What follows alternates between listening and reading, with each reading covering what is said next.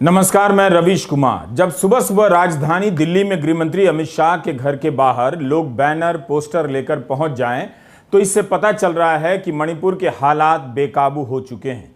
31 मई को मणिपुर से 3 दिनों का दौरा कर दिल्ली लौटे अमित शाह से जवाब मांगने मणिपुर के नौजवान पहुंचे। अपने बैनरों से केंद्र सरकार की नाकामी को आईना दिखाने लग गए।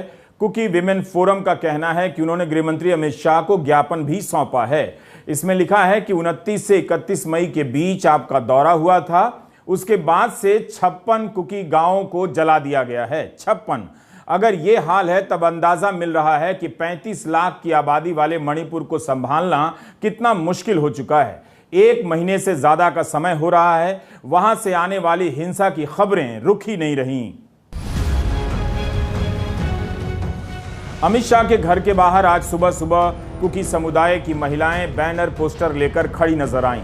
बहुत सारी महिलाएं काले कपड़ों में थीं, कुछ अन्य रंगों के कपड़ों में भी। बैनर और पोस्टर पर नारे लिखे थे जिनसे उनकी मांगों का अंदाजा हो रहा था। इन बैनरों पर लिखा था कि मुख्यमंत्री बीरेंद्र सिंह तानाशाह हैं। अमित शाह जी, आपने शांति का वादा किया था, शांति कहां है? मणिपुर में राष्ट्रपति शासन लागू होना चाहिए। कुकी लोगों की जान बचाइए। Kuki lives matter, tribal lives matter नारों के अलावा हिंसा की तस्वीरों का भी बैनर बनाकर लाई थी। मणिपुर के जो हालात हैं, वहां की खबरों के डिटेल से अखबारों के पन्ने भर जाने चाहिए थे कि राजधानी इम्फाल में हिंसा के तांडव का कोई तो अंदाजा मिले, लेकिन नहीं। कैमरों और मोबाइल फोन से भरे हुए इस दौर में भी वहां से आने वाली तस्वीरें बहुत कम हैं और जान माल के नुकसान की सही तस्वीर नहीं आ रही है। यहां आई महिलाएं दिल्ली एनसीआर क्षेत्र की कुकी महिला फोरम की सदस्य हैं। अभी तक हमारे जो घर बार है, हमारे जो गांव है, हमारे जो कुकी जोमी ट्राइबल लोग हैं, वहाँ पे जो हमारे गांव में है उनके ऊपर अभी भी अत्याचार हो रहा है, हमला हो रहा है, इनको अटैक किया जा रहा है। तो जो हम कुकी जोमी के जो औरतें हैं जो दिल्ली और एनसीआर के हैं और जो इंटरनली डिस्प्लेस्ड जो औरतें हैं दिल्ली में हैं, हमने बोला है कि हम विश्वास करते हैं बस सेंट्रल गवर्नमेंट पे, और हमने ये सोचा कि सेंट्रल सरकार से हम ये विनती करेंगे कि जो वायलेंस हो रहा है, हमारे खिलाफ जो अटैक अभी भी जारी है, हमारे गृह मंत्री से हम ये बात पहुंचाएं कि जैसे कि अभी 5 साल के जो बच्चा है उसको गोली मारा दिया गया है। एक 7 साल के बच्चे और उसके माँ को उसको एम्बुलेंस में जला दिया गया है। ये हिंसा हो रहा है। तो हमने सोचा कि एज विमेन वी फील जो हमारे ब्रदर्स एंड सिस्टर्स हैं, हमारे जो भाई बहनें हैं हमारे गाँवों में, हम उनको सपोर्ट दे कि सेंट्रल सरकार तक ये बात पहुंचाए कि हमारे साथ अभी भी अत्याचार हो रहा है, हमारे साथ अटैक हो रहा है और जो वायलेंस हो रहा है बच्चों को भी नहीं छोड़ा है। अमित शाह के घर के बाहर बैनर लेकर पहुंच जाना बता रहा है कि दिल्ली में रहने वाले कुकी समुदाय के लोगों की असुरक्षा और बेचैनियां बढ़ती जा रही हैं। 31 मई को अमित शाह ने शांति बहाल करने का वादा किया था, न्यायिक जांच की बात की थी और लूट लिए गए हथियारों के लौटा देने की अपील की थी, मगर शांति बहाल नहीं हो पा रही है। इसे लेकर कोई डिबेट नहीं है चैनलों पर, इस पर भी बहस नहीं है कि एसपी कमांडो के साथ जिस एम्बुलेंस को लेकर अस्पताल जा रहे थे, उस एम्बुलेंस में आग लगा दी गई और एसपी को भागना पड़ा। इस एम्बुलेंस में सवार एक मां और उसके बेटे के साथ पड़ोसी महिला को जला दिया गया। रविवार की इस घटना की जानकारी भी अखबारों तक मंगलवार यानी 6 जून को सामने आती है। एम्बुलेंस में मीना हैंसिंग अपने बेटे तोंगसिंग को लेकर जा रही थीं, जो दंगाइयों की गोली के छर्रे से घायल हो गया था। साथ में उनकी पड़ोसी लीडिया भी थीं। मीना हैंसिंग और लीडिया मैतेई ईसाई हैं। मीना की शादी एक कुकी व्यक्ति से हुई है। ये सभी हिंसा शुरू होने के बाद से असम राइफल्स के कैंप में रह रहे थे। कैंप पर भी हमला हो जा रहा है, जिसमें मीना का 7 साल का बेटा घायल हो गया। बेटे की हालत नाजुक थी, इसलिए अस्पताल ले जाना जरूरी था और रास्ता मैतेई बहुल इलाके से होकर गुजरता है। असम राइफल्स के अधिकारियों और मीना के पति ने सोचा कि अगर मीना और लीडिया बेटे को लेकर अस्पताल जाएंगी तो मैतेई बहुल इलाकों में खतरा नहीं होगा। लेकिन इस घटना के बारे में टेलीग्राफ और स्क्रोल की रिपोर्ट पढ़िए। एक जगह लिखा है कि इसके बाद भी एम्बुलेंस में भीड़ ने आग लगा दी, क्योंकि मीना ने कुकी से शादी की थी और लीडिया मैतेई होते हुए भी कुकी कैंप में रह रही थीं। स्क्रोल के अरुणाव सैकिया ने लिखा है कि केवल हड्डियां मिली हैं। टेलीग्राफ ने लिखा है कि 2000 की भीड़ ने एम्बुलेंस को घेर लिया और आग के हवाले कर दिया। अखबार ने भीड़ के बारे में लिखा है कि कथित रूप से मैतेई समुदाय के लोगों की भीड़ थी। स्क्रोल में अरुणाव ने लिखा है कि असम राइफल्स के सूत्रों ने उन्हें बताया कि पुलिस अधीक्षक को एसपी को अपनी जान बचाने के लिए साधारण कार में बैठकर भागना पड़ा। इस घटना में 2 कमांडो भी घायल हैं। जिस राज्य में एसपी को जान बचाकर भागने की नौबत हो, चप्पे चप्पे पर सेना के जवान हो, तब भी भीड़ एम्बुलेंस में आग लगा दे, वहां समझ लीजिए कि अभी तक राष्ट्रपति शासन क्यों नहीं लगा है। जम्मू कश्मीर में सरकार राष्ट्रपति शासन लगाने में जरा भी देरी करती थी। मणिपुर में 1 महीने से हिंसा जारी है। किसी चैनल को ऐसा सवाल नहीं मिल रहा है कि डिबेट में उबाल पैदा हो। मीडिया ने किसी की जवाबदेही को लेकर सवाल क्यों नहीं पूछा। कुकी विमेन फोरम ने अमित शाह को जो ज्ञापन दिया है, जिसका दावा किया है, उसमें जो लिखा है उसे पढ़कर लगता है कि मणिपुर में सब ध्वस्त हो गया है। जनजातीय कुकी समुदाय के लोगों का भरोसा मणिपुर की पुलिस और असम राइफल से उठ गया है। ज्ञापन के डिटेल बता रहे हैं कि नस्ली श्रेष्ठता और जातीय गौरव की राजनीति ने एक और राज्य को आग के हवाले कर दिया है।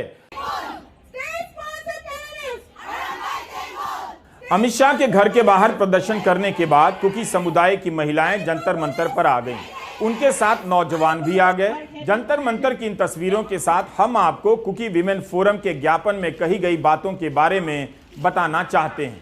इसमें लिखा है कि अमित शाह के दौरे के बाद भी मैतेई उग्रवादी कुकी गांवों को जला रहे हैं। फोरम का कहना है कि अमित शाह ने हमसे 15 दिनों के लिए सीज फायर का आग्रह किया, ताकि वे शांति का कोई फॉर्मूला लेकर आएंगे। हम केंद्र सरकार और उनमें पूरा भरोसा रखते हैं। उनके कहने पर हमने अपना लाइसेंसी हथियार भी रख दिया, लेकिन उसके बाद भी मैतेई उग्रवादियों का हमला जारी है। मैतेई उग्रवादियों को मणिपुर सशस्त्र पुलिस के कमांडो, मणिपुर राइफल्स का साथ मिल रहा है। उग्रवादियों को पकड़ने के नाम पर, तलाशी के नाम पर कुकी गांवों की तलाशी हो रही है और कुकी वॉलंटियर को पकड़ा जा रहा है। उन्हें काबू में लेने के बाद कुकी गांवों को जलाकर राख कर दिया जाता है। हमारी तरफ कोई कुकी उग्रवादी नहीं है। कुकी वॉलंटियर कुकी गांवों की रक्षा कर रहे हैं। उनके पास लाइसेंसी और पारंपरिक हथियार हैं। यह एक भयावह बात है कि असम राइफल्स के जवानों की भी मिलीभगत की सूचनाएं मिल रही हैं। हमारी ग्राउंड रिपोर्ट कहती है कि असम राइफल्स के जवानों का नेतृत्व वो अफसर कर रहे हैं जो खुद मैतेई हैं। यह सब ज्ञापन में लिखा है।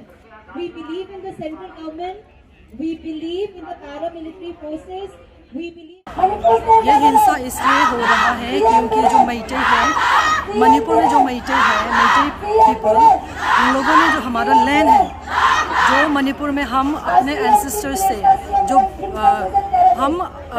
कब से जो हमारे एंसेस्टर्स से हम जो मणिपुर में रह रहे हैं, वो लोग हमारा लैंड को, जो ज़मीन जो है, छीनना चाहते हैं। वजह इन लोगों ने बताया है कि हम बर्मा से हैं, ये बोल के कह के हमें माइग्रेंट्स बोल के हमारा लैंड छीनना चाहते हैं। इसलिए यहाँ पे उन्होंने देश जो स्टेट का फोर्सेस, जो पुलिस है, कमांडो से, IRB से, ये सब इस्तेमाल करके हमारे लोगों को वहाँ से हटा के हमारा ज़मीन लेना चाहते हैं।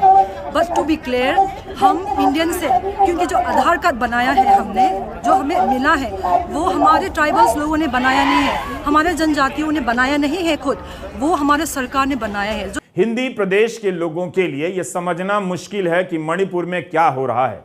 कश्मीर होता तो तुरंत समझ जाते, क्योंकि उनके भीतर एक धारणा बना दी गई है। एक धर्म के खिलाफ नफरत के बहाने उनके सोचने का तरीका बदला जा चुका है। मगर मणिपुर की हिंसा उनके लिए किसी सरकार की असफलता नहीं है। पूछ भी नहीं रहे हैं कि मणिपुर में जातीय श्रेष्ठता की आग को इस समय कौन भड़का रहा है, कौन इन्हें हथियार और समर्थन दे रहा है, जिसके बल पर अल्पसंख्यक जनजातीय कुकी के घर जलाए जा रहे हैं, गांव फूंके जा रहे हैं। बहुसंख्यक मैतेई घरों पर भी हमले हो रहे हैं, उनके जलाए जाने की भी खबरें हैं। लेकिन उसका कारण ज्ञापन में बताया गया है कि आत्मरक्षा में किया जा रहा है। क्या यह सही जवाब है? पता तभी चलेगा जब गृह मंत्रालय देश के सामने सभी तथ्यों को पारदर्शी तरीके से रखेगा। कुकी समुदाय का आरोप है कि पहाड़ों से उनके गांवों का सफाया किया जा रहा है ताकि मैतेई का विस्तार हो सके। यह भयावह बात है कुकी समुदाय के लिए। इसलिए मणिपुर में राष्ट्रपति शासन लागू करने की मांग जरूरी हो गई है। दिक्कत है कि मोदी सरकार को राष्ट्रपति शासन लागू करने के लिए अपनी ही पार्टी को बर्खास्त करना पड़ेगा। डबल इंजन करने वाली सरकार को पता है कि एक इंजन फेल हो चुका है और गाड़ी के पहियों को पता नहीं चल रहा कि वो इंजन किधर चला गया है। ये तस्वीरें तब की हैं जब अमित शाह मणिपुर गए थे। उनकी पार्टी के नेता और मुख्यमंत्री बीरेन सिंह पर कुकी समुदाय के लोगों का विश्वास जाता रहा, उन्हें हटाने की मांग कर रहे हैं। आज अमित शाह के घर के बाहर जो बैनर लेकर आए थे उसी पर लिखा था कि बीरेन सिंह तानाशाह हैं। आरोप लग रहा है कि मणिपुर सशस्त्र बल के कमांडो मैतेई उग्रवादियों का साथ दे रहे हैं। यह कोई सामान्य आरोप तो नहीं है। कुकी समुदाय ने अमित शाह से मांग की है कि पहाड़ों में कुकी गांवों के बाहर सेना की चौकी बनाई जाए। ये हालत हो गई है। कुकी और मैतेई गांवों के बीच बफर जोन बने। मणिपुर सशस्त्र बल के कमांडो को घाटी में ही तैनात किया जाए जहां मैतेई बहुल के लोग रहते हैं। आरामबाई तेंगोल और मैतेई लिपुन के उग्रवादियों को पकड़ने का अभियान चले। भारतीय सेना के मैतेई अफसरों और जवानों का तबादला हो। अगर तुरंत ये कदम नहीं उठाए गए तो पहाड़ों से कुकी गांवों का सफाया हो जाएगा। देखिए, पहले तो दो दुश्मन इसलिए इतना फीलिंग्स आ चुका है कि आप देखेंगे जो 3 मई से जो इंसिडेंट चल रहा था, जिस तरह वायलेंस हुआ इम्फाल में, वहाँ जैसे लोगों को भगाया गया गांव में, तो इसको लेके ये बफर जोन बोला गया है। और आप देखेंगे कि मणिपुर जो है वैली है, फिर हिल्स है, तो वैली से जो अटैक हो रहे हैं वो पूरे हिल एरिया में हो रहे हैं। तो एक buffer zone in the sense जो बॉर्डर एरिया है वहाँ पे कुकी के घरों को जलाया जा रहा है। अब उस बॉर्डर को भी पार करके वहाँ पे स्टेट कमांडोज, ये संस्थि जैसे आरम्बाई तेंगोल है या मैतेई लिपुन है, इनके आदमी आके ब्लैक कपड़ों में स्टेट कमांडो के साथ आके घरों को जलाया जा रहा है, विलेजेस को जलाया जा रहा है। और उसके बाद आप कल का विज्ञापन देखेंगे जिसमें वन ऑफ द इंटरव्यू में जो मैतेई लिपुन का जो चीफ है उसने डायरेक्ट एक थ्रेटनिंग दिया है ट्राइबल्स को कि वो अगर जो भी सेपरेट डिमांड या जो भी होते हैं मणिपुर के अंदर, मैतेई का डिमांड जो नहीं फुलफिल होता तो वी विल डिमोलिश। एक डायरेक्ट थ्रेटनिंग दिया है थापर सर के इंटरव्यू पे। ऐसा क्यों लगता है कि कुकी गांव पहाड़ों पर से समाप्त हो जाएगा? अब देखिए, जो सारी स्टेट मशीनरी है, अगर स्टेट मशीनरी पूरी इन्वॉल्व है, स्टेट के एम्यूनिशन इन्वॉल्व हैं और ऐसे ऐसे हैवी बम्बार्डमेंट हो रहे हैं, मोटार यूज हो रहे हैं, रॉकेट लॉन्चर्स यूज हो रहे हैं, अगर ऐसे हैवी आर्टिलरी अगर यूज होती है कॉमन सिटीजन्स पे, कॉमन विलेजर पे, तो ये तो तय है कि डिस्ट्रक्शन होगा। डिस्ट्रक्शन में कौन मरेंगे? हिल एरिया मरेंगे, हिल के एरिया के लोग मरेंगे। वहाँ तो सारा नेटवर्क जहाँ जहाँ पे उन लोग की जो पॉपुलेशन ज़्यादा है, जैसे इम्फाल वैली में है, तो वो लोग सारे नेटवर्क बंद करके अपना पावर यूज करके मैतेई सीएम बीरेन सिंह और अपना मिलिटेंट्स सुनिए, आरम्बाई तेंगोल, मैतेई लिपुन और इनके जो state forces along with CM Biren, Meitei CM Biren, इन लोगों ने सारा मिलके जो मैतेई और कुकीज है वहाँ पे सारा मैतेई अगेंस्ट नहीं है हमारे साथ। कोई मैतेई है जो इन मिलिटेंट्स को नहीं चाहते, जैसे कि हम, तो वो लोग भी नहीं चाहते कि ये जो मैतेई लिपुन से आरम्बाई तेंगोल है, मैतेई सीएम बीरेन है और इनकी जो स्टेट फोर्सेस है, कोई वहाँ पे कुछ फ्यू मैतेई है और बाकी कुकीज हम नहीं चाहते कि ये लोग मणिपुर में रहें। बाकायदा इस ज्ञापन में मांग की गई है कि सेना में तैनात मैतेई जवानों और अफसरों का तबादला किया जाए, मैतेई और कुकी गांवों के बीच बफर जोन बने। ये आपने सुना था कभी और सोचा था कभी? अमित शाह को दिए गए ज्ञापन से लगता है कि मणिपुर में दो समुदायों के बीच विश्वास बहाल करना आसान नहीं। कुकी महिलाओं ने यही कहा कि जल्दी एक्शन लीजिए, इसके पहले कि पहाड़ों से कुकी के गांव गायब हो जाएं। मणिपुर से संबंधित जो इंटरव्यूज़ हम देख रहे हैं, जो रिपोर्ट हम पढ़ रहे हैं, आलेख जो छप रहे हैं, उसे साफ समझ आता है कि वहाँ असम का एजेंडा दोहराया जा रहा है।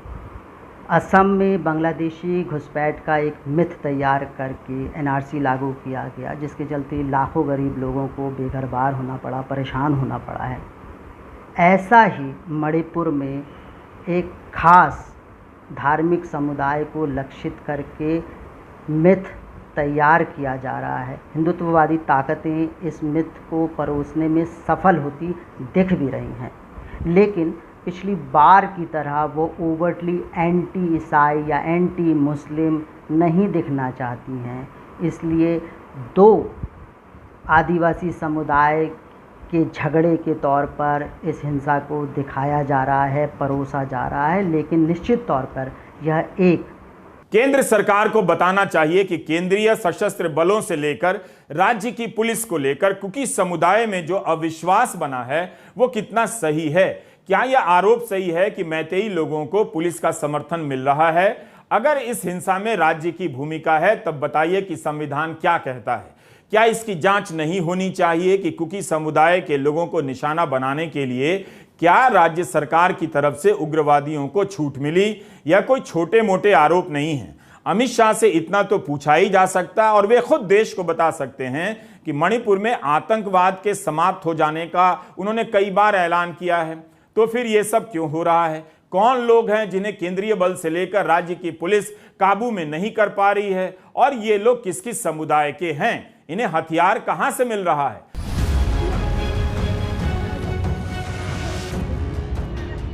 जंतर मंतर पर जमा कुकी समुदाय के नौजवान और महिलाओं के इस प्रदर्शन में उग्रता नहीं है। कई बार यहां पर धरना प्रदर्शन हो चुका है।